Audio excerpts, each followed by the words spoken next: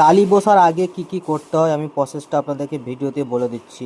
আমরা ছাদটা পুরো দুদিন ধরে ভিজিয়ে নিয়েছি, তারপরে আপনার সুপার সেট কেমিক্যালটা পুরোটাই ছিটিয়ে দিয়ে তারপরে শুকনো সিমেন্ট দিয়ে ঝাঁটাতে একবারে পুরোটাই মালিয়ে নিব। তাহলে কি হবে, নিচের সঙ্গে বালির সঙ্গে কন্ডিশনটা ভালো থাকবে। আর সুপার সেটটা বালিতে অবশ্যই দিবেন। যে শুকনো শুকনো বালি দিয়ে যে টালিটা বসায় সেটা মশলাটা জমতে অনেক সময় লাগে, কিন্তু কেমিক্যালটা দিলে এত হেভি মজবুত হয় আপনি ছিনি হাতুড়ি দিয়ে ভাঙতে পারা যাবে না, এত মজবুত শক্ত হয়। আপনাদেরকে আমি হয়তো ড্যামো অন্য ভিডিওতে দেখাবো। আমি ভিডিও বানার সময় পেয়ে না, কাজের অনেক চাপ। তো আমার ভিডিও যেভাবে করছি আপনারা সেভাবে দেখে আপনারা করবেন। মিস্ত্রিকে বলবেন সুপার সেট কেমিক্যালটা আপনারা প্লিজ ইউজ করবেন, অনেকটাই উপকারী হবে। তলে আপনার পিঁপড়েতে বাসা করবে না, অনেক কিছু মজবুত হবে। ছাদেরও কন্ডিশনটা ভালো থাকবে, টালিটা ছেড়ে যাওয়ার ভয় থাকবে না। শুকনোতে টালি বসালে অনেকটাই ফাঁপা হয়, কিন্তু কেমিক্যালটা দিলে আপনার অনেকটাই মজবুত হয়।